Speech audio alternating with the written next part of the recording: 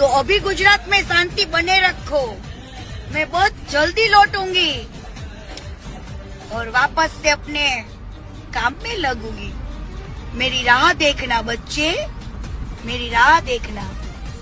तथास्तु। तो दर्शक मित्रों તમે સાંભળ્યું વિડીયોની અંદર કે સાહેબ કીર્તિબેન પટેલ શું કહી રહ્યા છે। તો સાહેબ આપણે આગળ તમને વિડીયો અંદર બતાવીએ છીએ કે સાહેબ અત્યારે સોશિયલ મીડિયાની અંદર જ્યાં જુઓ ત્યાં સાહેબ કીર્તિબેન પટેલ ફરી પણ વિવાદની અંદર મિત્રો આવી રહ્યા છે।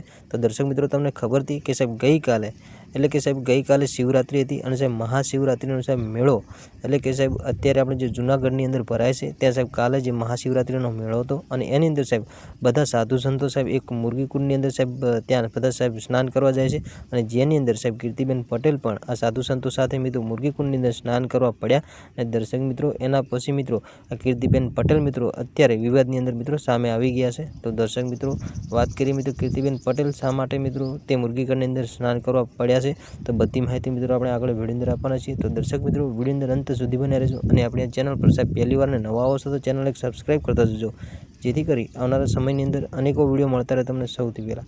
તો સાહેબ તમને ખબર છે કે સાહેબ કીર્તિબેન પટેલ એ સાહેબ અવારનવાર સાહેબ વિવાદની અંદર સામે આવતા જ હોય છે। તો સાહેબ અત્યારે તમે સાહેબ જોયું કે આગળ વચમાં સાહેબ પહેલાં જે કીર્તિબેન પટેલ છે એ સાહેબ ખજૂરભાઈ સાથે મિત્રો વિવાદમાં આવે તો સાહેબ એવી રીતે કીર્તિબેન પટેલ અનેકવાર મિત્રો વિવાદમાં આવતા હોય છે।